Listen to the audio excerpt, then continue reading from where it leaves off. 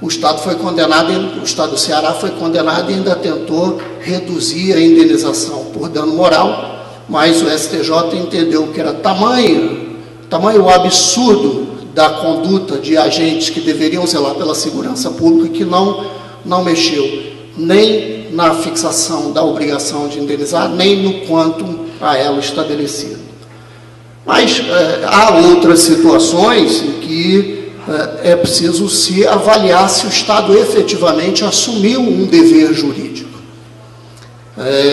Casos, por exemplo, em que não tem nenhuma relação com a ação do Estado, mas o Estado assume um dever jurídico, como, por exemplo, nas indenizações decorrentes de acidentes aéreos por fruto de ato terrorista, que o objetivo foi viabilizar essa atividade, que é importante na integração mundial, mas que não se relaciona necessariamente com a ação estatal. O fato é que, com toda essa evolução da teoria da responsabilidade civil objetiva do Estado, da era da irresponsabilidade à responsabilidade pelo risco administrativo, não se adentrou no acolhimento da teoria do risco integral, salvo uma ou outra situação discutida na doutrina e na jurisprudência, em caso de acidente nuclear ou dano ambiental de natureza grave, não se adentrou na teoria do risco integral, portanto, não se esperou, em sede doutrinária, que o Estado assumisse a condição de segurador universal, de garantidor universal de toda e qualquer lesão que sofram os administrados. Então, é preciso apurar se, em cada caso concreto, o Estado efetivamente assumiu a obrigação de impedir um determinado resultado. O problema dessa convivência na era da dignidade da pessoa humana é que, muitas vezes, o dever de impedir o resultado não necessariamente pode se conciliar com a ideia de que o Estado tem o papel de garantidor dos direitos fundamentais.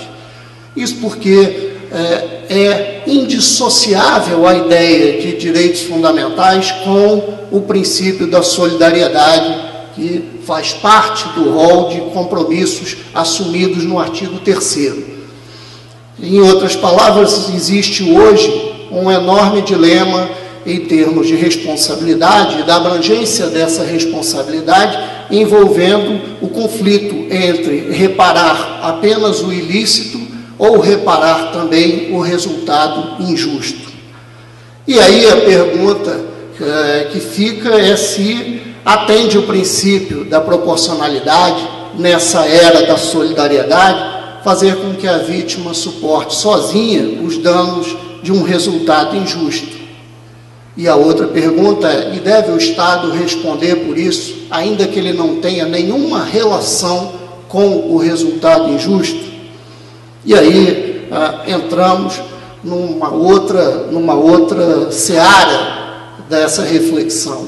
que foi já adiantada na exposição de ontem pela professora Maria Cristina César de Oliveira, quando destacou que nós vivemos numa sociedade de risco. E na sociedade de risco deve-se valorizar o princípio da precaução. E a indagação que eu queria deixar para esse evento, para reflexão, é se o princípio da precaução ele é exigível apenas do Estado. Ou seja, na sociedade de risco,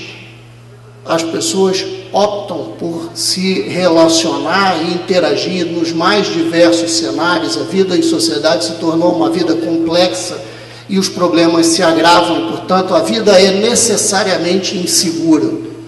E a questão que se propõe é quanto é que a sociedade deseja pagar para prevenir riscos, ou, a contrário senso, quanto é que a sociedade deseja economizar de recursos e assumir riscos.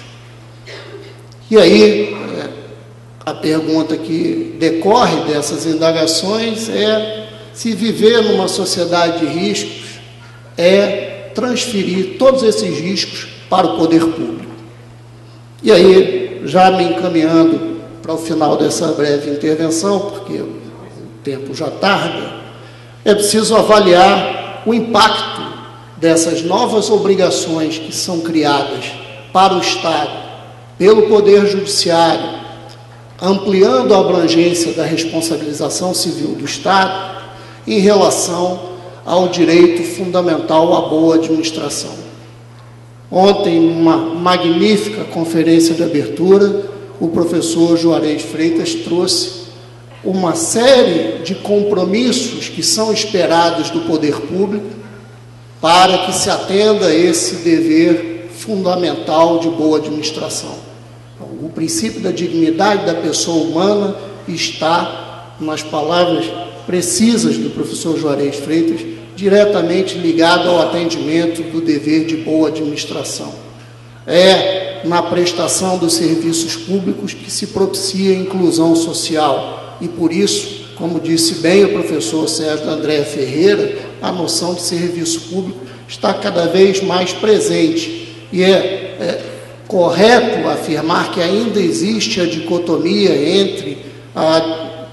atividade econômica livre ao setor privado e a exclusão de determinadas atividades para a assunção pelo Estado, quando voltadas ao atendimento da dignidade da pessoa humana, que viabiliza a inclusão social. Ocorre que, nesse momento em que se discute dever de boa administração, dever de prestar um conjunto de atividades que garantem a inclusão social e, consequentemente, a dignidade da pessoa humana, entram em choque dois princípios constitucionais. O princípio da economicidade, que força a busca da melhor relação custo-benefício entre todas as obrigações assumidas pelo poder público na fixação das políticas públicas, e o princípio da solidariedade, que faz com que o Estado seja forçado a indenizar o resultado injusto, ainda que não tenha nenhuma relação que lhe possa ser imputável, tão somente em decorrência desse dever de solidariedade. Isso é uma reflexão fundamental para se refletir em torno de que até que momento vai se atender o dever de boa administração quando essas opções se apresentam com tanta frequência. O que está acontecendo nessa seara em que enormes responsabilidades são atribuídas ao poder público, abrangendo a ideia de responsabilidade do Estado por decisões do Poder Judiciário, é uma mudança de eixo na fixação das políticas públicas. O que está acontecendo é que as políticas públicas estão deixando de ser formuladas pelas autoridades políticas, eleitas pela sociedade, portanto, e passam a ser fixadas pelo Poder Judiciário na solução de litígios individuais. Em cada caso concreto, se fixa uma nova obrigação para o poder público,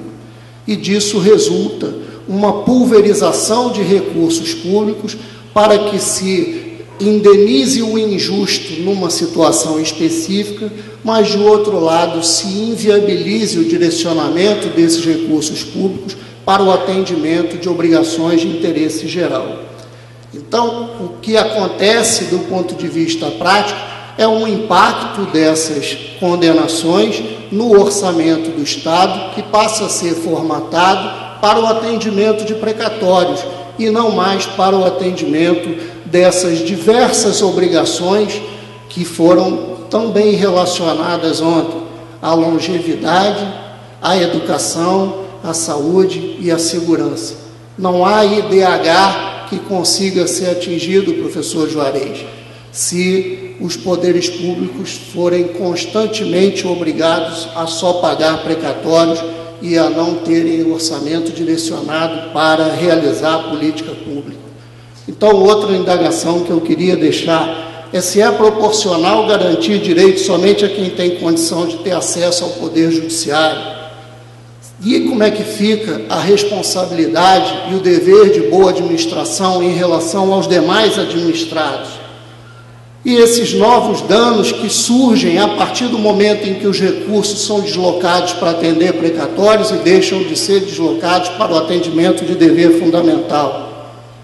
E não para por aí, porque com uma imensa quantidade de precatórios, não são todos os estados, municípios e autarquias dessa federação que conseguem ter recursos para, no exercício seguinte, atender os precatórios que deveriam ser pagos naquele exercício. E aí começa a nova pressão do Poder Judiciário para a intervenção judicial nos estados. E aí acaba não só a separação de poderes, acaba também o princípio democrático. Se afasta a autoridade eleita, que tem um programa de políticas públicas a implementar, mas não tem recursos para satisfazer essas políticas públicas, porque os recursos foram voltados a satisfazer precatórios por descumprimento de obrigações por governos anteriores, ou descumprimento de obrigações que o Estado não tinha assumido o compromisso de resolver e de resultados a evitar. Então, o que se pergunta é se isso é efetivamente atender o princípio da proporcionalidade na definição da abrangência das obrigações que podem ser imputadas ao poder público. E se isso for levado aos extremos, nós estaremos muito em breve indenizando as empresas de ônibus que têm seus ônibus depredados, muitas vezes por péssimos serviços prestados à população. Nós vamos ter a indenização a proprietários de terras improdutivas que têm suas terras, por serem improdutivas, invadidas por movimentos de sem terra, porque esses precisam produzir e não têm acesso à terra. E estaremos também indenizando as vultosas quantias que os investidores pobrezinhos perderam nos bancos dos Estados Unidos por uma falta de regulação suficiente do poder público.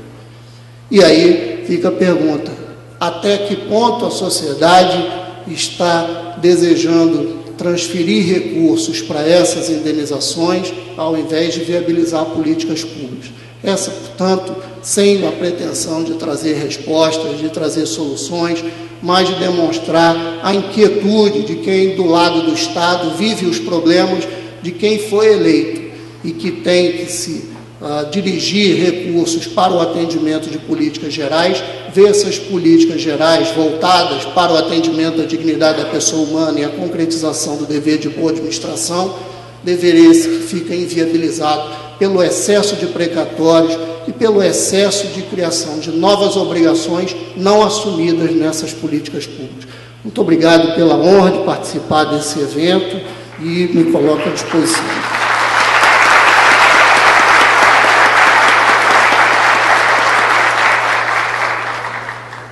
Muito obrigado, professor Marcos, pela